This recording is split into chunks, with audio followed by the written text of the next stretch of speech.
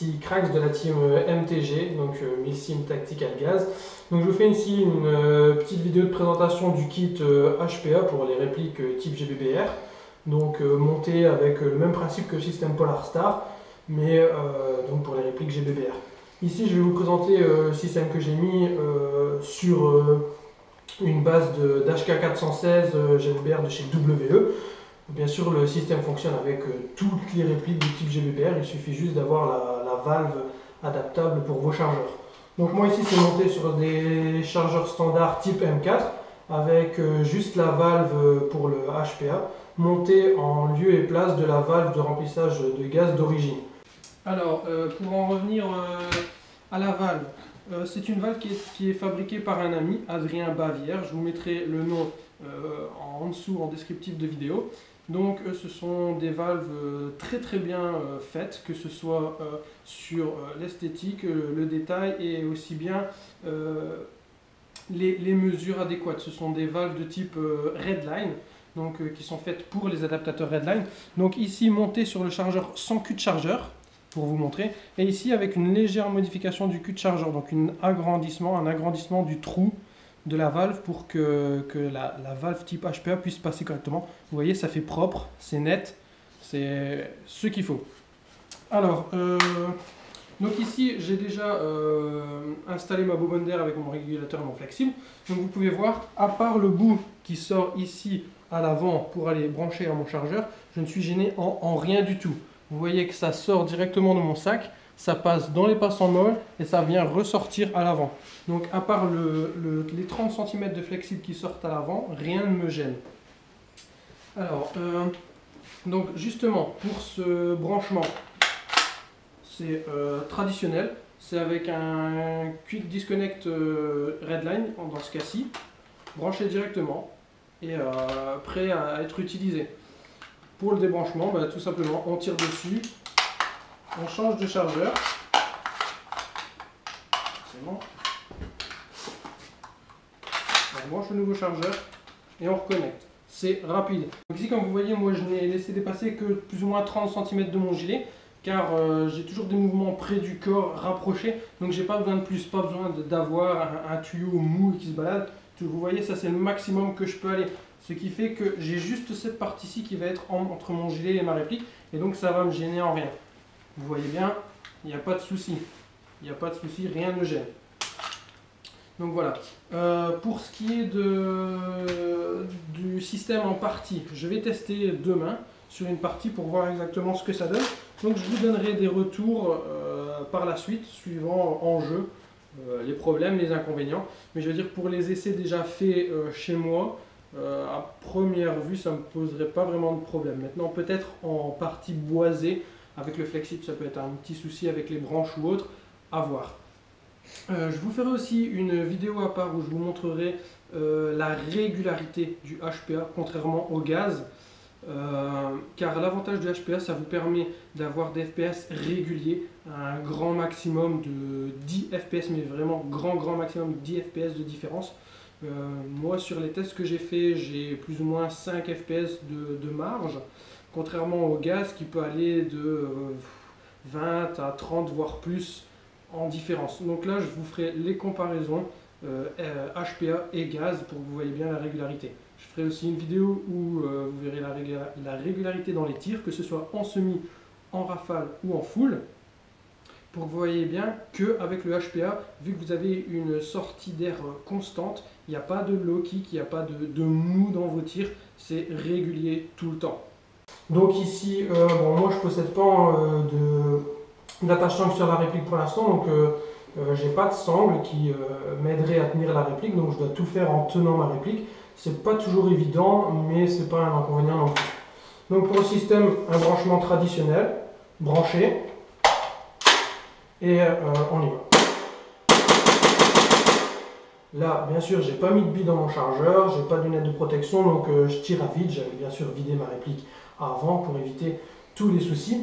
Donc voilà, comme vous pouvez voir, c'est 10 fois plus... Bon, avec les tirs, ça s'entend pas, mais c'est beaucoup plus régulier qu'avec le gaz, vu qu'on a une même puissance de sortie qui est régulière. Donc que ce soit en coup par coup, il n'y a pas de low kick, il n'y a pas de mou, il n'y a rien du tout. Et pour ceux qui utiliseraient la rafale, bah, c'est justement ça le petit plaisir, c'est que vous pouvez avoir une rafale régulière du début jusqu'à la fin du tir. Petit exemple, vous voyez, il n'y a pas de low kick, il n'y a rien, c'est régulier. Pour le changement de chargeur, donc moi je déclipse avant, j'enlève mon chargeur, je prends mon suivant, je reclipse le chargeur et je remets ma balle. Et après, on est parti. Aussi, les avantages du HPA, ça vous permet d'utiliser votre GBBR par tout temps, que ce soit en température négative, par temps de pluie, par chaleur aussi. Je veux dire, c'est vraiment adaptable à tout niveau, tout terrain de jeu, tout type de temps pour vous jouer. Contrairement au gaz qui, dû à des températures en dessous de 10 degrés, ça devient difficile. En dessous de 0 degré, c'est encore plus difficile, voire rare, pour pouvoir utiliser votre GBBR. Tandis qu'avec le HPA, ça vous permet. Donc ça peut être une alternative pour vous utiliser votre GBBR en hiver. Et avec ce système donc réversible, vous pouvez jouer en HPA l'hiver et repasser en gaz l'été. Ça n'a besoin d'aucune modification nécessaire, c'est juste enlever la valve, mettre cette valve là à la place et c'est tout. Ça prend grand maximum 1 à 2 minutes par chargeur et puis voilà. Le HPA aussi vous permet de régler vos FPS pour ceux qui joueraient uniquement en HPA et pas en gaz. Ça vous évite l'achat d'un N-Pass. Bon, c'est vrai qu'un N-Pass ça coûte pas si cher que ça, une vingtaine d'euros on en a un, mais ça vous permet de régler vos FPS. C'est-à-dire que moi ici sur une configuration standard, donc réplique d'origine avec juste changement du joint par un Modify beige et par un Canon Ratec 601, je suis en gaz d'origine aux alentours des 400 fps et grâce au HPA je joue à 70 ou 70 pour les Français PSI et ça me fait une sortie de 350, 355 voire grand maximum 360 fps. Donc ça me permet de régler ma réplique pour pouvoir jouer sur des terrains limités au niveau des FPS. Bon, bien sûr, avec un N-Pass, vous pourrez aussi doublement régler votre réplique en puissance, ça ne gêne en rien du tout. Mais c'est pour vraiment parler de l'aspect réglage de la puissance qui est donc ici simplifié. Alors ici, je vais vous parler du prix, le prix qui va comprendre la bobonne d'air, le régulateur et le flexible, en sachant que ces valves-ci, faites par Adrien, sont des valves de type Redline. C'est-à-dire qu'elles ne sont que compatibles avec les adaptateurs Redline. Donc vous avez soit le kit Redline tout fait, régulateur flexible, qui coûte un petit 200 €, suivant les sites dans lesquels vous pouvez trouver. Ou alors vous pouvez faire comme moi par exemple, moi j'ai acheté le kit balistique, régulateur plus flexible, qui coûte un petit 100 €, je crois à 89 € on peut le trouver. Et j'ai juste acheté en plus l'adaptateur. L'adaptateur ici Redline tout simplement en fait, que je suis venu visser à la place de l'adaptateur balistique. Ce qui me permet de pouvoir brancher directement et sans souci la valve sur le Quick Disconnect Redline. Alors donc moi en gros mon kit m'a coûté donc 89 €, régulateur balistique avec son flexible. Plus, il faut compter 10 € avec frais de port, le Quick Disconnect Redline. Ensuite, pour le prix des valves, ben, ça dépend de la quantité que vous commandez par Adrien, mais normalement le prix de départ c'est 15 € la valve. Donc en sachant que son travail est très bien fait, ce sont des valves de qualité, faites en inox, et aux détails et aux dimensions parfaites. Donc franchement Adrien, très très bon boulot, vous pouvez lui faire confiance. Et ensuite, pour ce qui est de la bobonne d'air, ben, pour la bobonne d'air, vous avez des bobonnes qui vont de 50 à, je pense, 200 €. Mais des bobonnes à 50 € vont tout aussi bien que des bobonnes à 200 €. Donc pas besoin de mettre le prix. Vaut mieux justement préférer de prendre 2 bobonnes à 50 € plutôt qu'une bobonne à 200 €.